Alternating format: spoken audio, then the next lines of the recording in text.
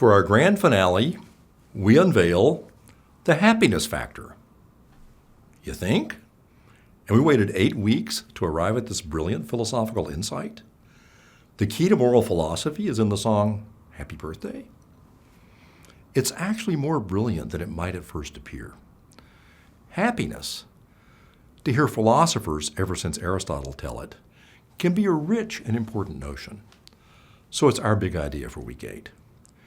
If an annoying 7-year-old asks you why you are, say, reading a book, you might say that you want to pass an exam.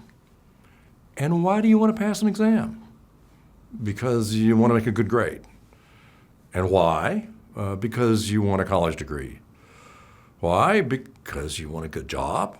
Why? Well, at a certain point you'll lose patience and say, because I want to be happy. The kid might still ask why you want to be happy, but we'll laugh about asking it because it's obviously an absurd question, even to a 7-year-old. Happiness is not a gateway goal. It's ultimately the reason we do anything at all. In this way, it's different from its first cousin, pleasure, because we sometimes use it to mean pleasure, like in the song Happy Birthday. Some philosophers have preferred different terms, like flourishing or thriving. These suggest an apt analogy to any organism that's healthy and robust. But we'll stick with the more familiar term happiness, remembering that we mean a condition that is a worthy goal for an entire human life. Unlike pleasure, it's not merely a psychological condition, not even an enduring one. There are 2 major differences. First, we only have happiness in this sense when our happiness grows from morally worthy roots. If I have a pleasant life because I'm getting away with a Ponzi scheme or polluting the town's downriver, then I might think that I am happy, but I am deluded. It's happiness only if I'm living my life as a useful member of humankind. Second, for this reason, it must be based in reality. You can't be deluded about pleasure. If something feels good, it feels good, even if the next morning it feels bad. But you can be deluded about happiness.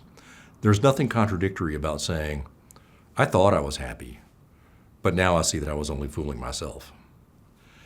This doesn't really lend itself to maxims or rules, since it recognizes that each person and each situation is different.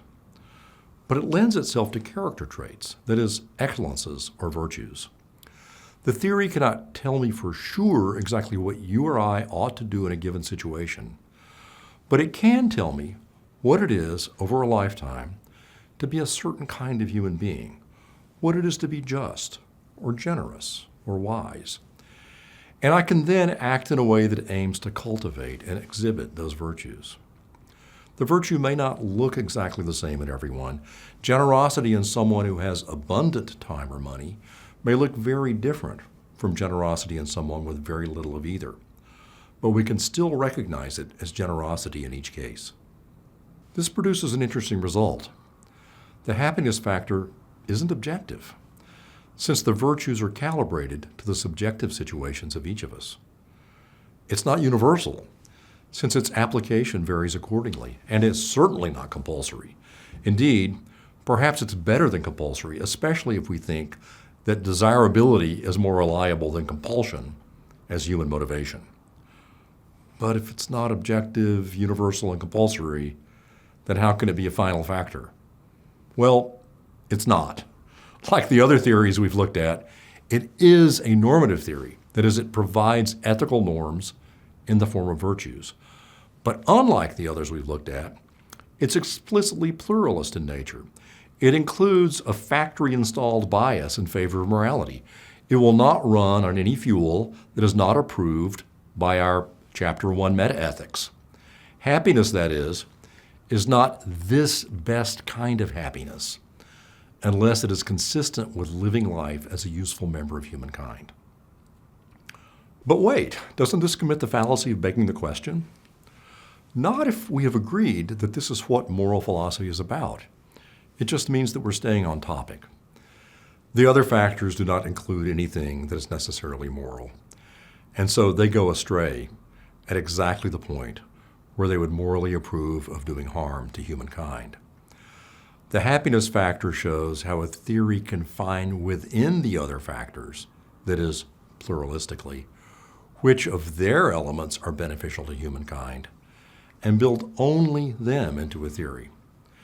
Aristotle's version of this factor can be improved upon, but it contains within itself the tools for its own repair. Think about the analogy to healthy organisms.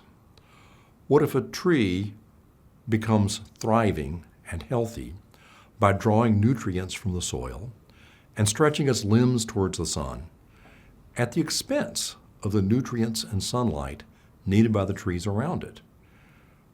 In short, doesn't the happiness factor leave the door open for egoism and injustice? Aristotle has already established, however, that true human happiness can't include the enjoyment of activities that can bring suffering to others. He has also given us the virtue of justice to work with, so we can readily extend these two ideas to conclude that my flourishing, unlike the flourishing of a tree, cannot coexist with depriving others of their ability to flourish, nor with my taking more than my just share. It is, in that way, intrinsically altruistic and committed to justice.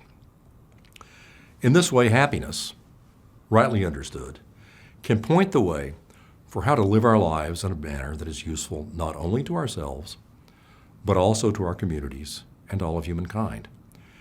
And that's the big idea, not only for Week 8, but for our course in moral philosophy.